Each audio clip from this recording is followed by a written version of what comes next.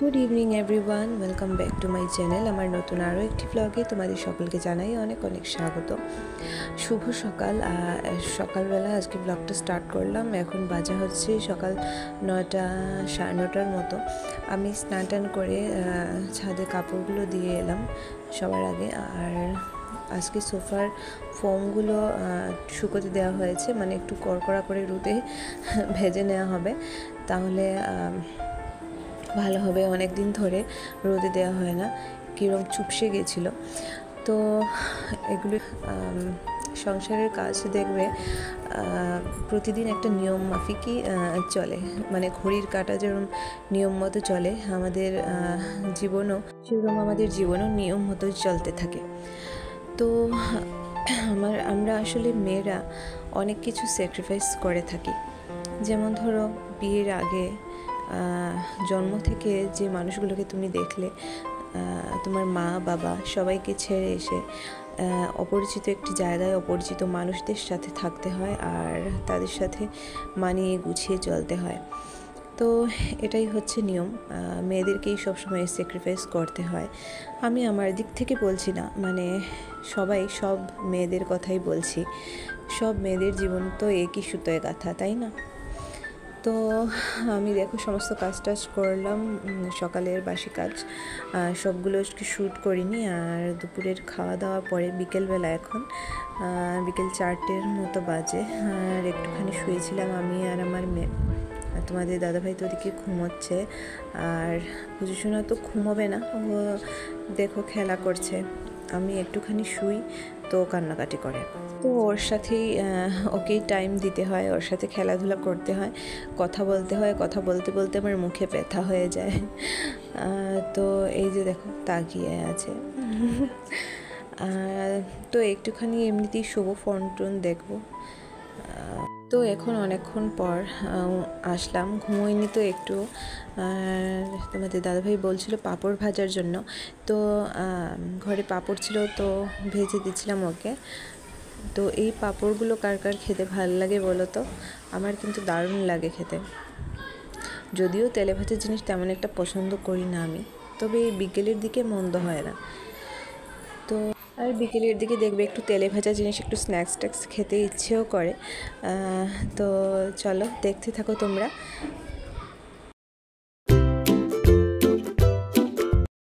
বন্ধুরা, অনেকক্ষণ পর আসলাম আবার তোমাদের সাথে কথা বলতে। এখন বাজে হচ্ছে 8টা 5, আর বিকেলবেলা এখন আর গুছানো হয়নি।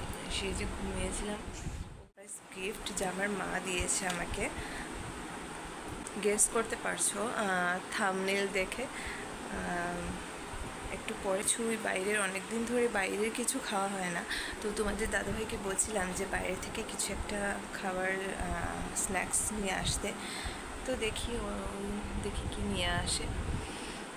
আর চা আজকে আর খেতে ইচ্ছে করছে না, চা খাবো না, গরম লাগছে এমনিতে, যা গরম আজকে। টাটাপুরা রোদ, আর ওয়েদারে তো দেখলাম বেশ কয়েকদিন বৃষ্টি হবে। তো বৃষ্টি হলে তো ভালোই, আমার বৃষ্টি ওয়েদার খুব ভালো লাগে। এমন গরমের দিন আমার একদম পছন্দ না। তো যাই হোক, এখন বিছানাটা গুছিয়ে রাখি, আর তোমাদের সাথে সারপ্রাইজ গিফটটা শেয়ার করি। দেখো, ওয়াটার বোতল, এটার মধ্যে ফোনটা রেখে আমি এতদিন ব্লগ শ্যুট করতাম। তো আমার তো কোনো ট্রাইপড ছিল না, তাই এখানে রাখতাম ফোন। তো এই যে দেখো সেই কাঙ্ক্ষিত জিনিস, এটার জন্য অনেক দিন ধরে ওয়েট করেছিলাম। এটা বুঝতেই তো পারছো, এটা হচ্ছে একটা ট্রাইপড। আর এভাবে দেখো, এটা অনেক বড় করা যায়, অনেক লম্বা করা যায় এটাকে। নিচের দিকটা একটুখানি সরু, এভাবে খুলে দিয়ে রাখতে হয়। ও হ্যাঁ, এটার এই সাইডগুলো বন্ধ করে দিতে হয়, না হলে এটা দাঁড়াবে না।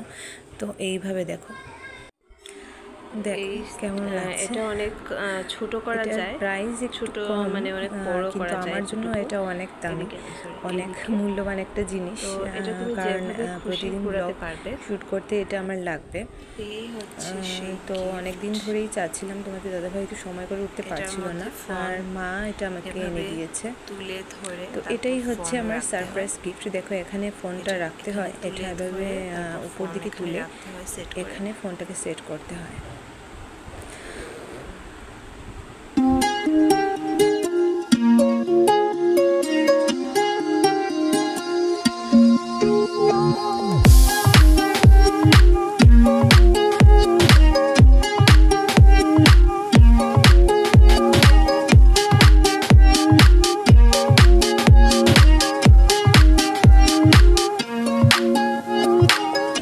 দুপুরবেলা খাওয়া দাওয়ার পরে ডাল রয়ে গেছিলো, আর ডালটা একটুখানি গরম করলাম, না হলে আবার নষ্ট হয়ে যাবে যেহেতু গরমের দিন এখন। আর দেখো অনেকক্ষণ পর আবার আসলাম তখন ডালটা গরম করে ভাত বসিয়ে দিয়েছিলাম, আর এখন বাজে হচ্ছে 11:30, আর আমরা খেতে চলে এসেছি, আমি আর তোমাদের দাদা ভাই। তো এগুলো সব দুপুরের রান্না করা, ডাঁটার তরকারি, ডাল আর শাক আর লেবু। তো এই হচ্ছে সিম্পল লাঞ্চ আর ডিনার মেনু আমাদের। তো চলো খাওয়া দাওয়া করে নিই, আর পরে আবার কথা হচ্ছে।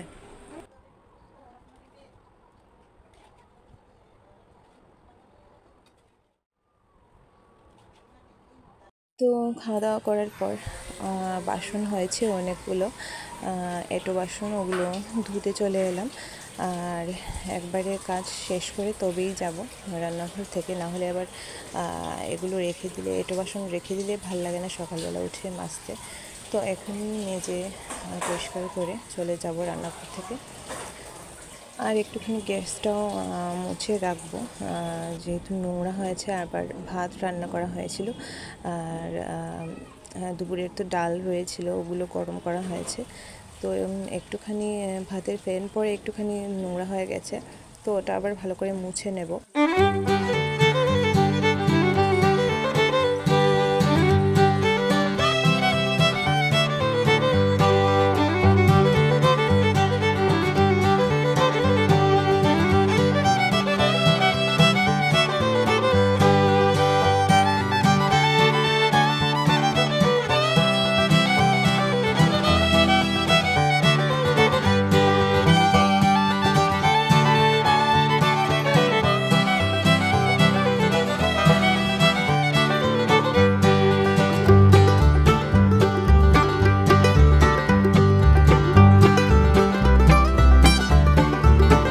তো দেখো এখানে সমস্ত বাসন মেজে রেখে দিয়েছি জল ঝরার জন্য, সকালে উঠে এগুলো যার যার জায়গায় রেখে দিলে হবে। আর এবার চলে যাব আমি আমার ঘরে, চুলটা আঁচড়াবো, চুলটা আঁচড়ে বিছানাটা গুছিয়ে তারপর আমরা ঘুমিয়ে পড়বো। আর কোনো কাজ নেই শেয়ার করার মতো।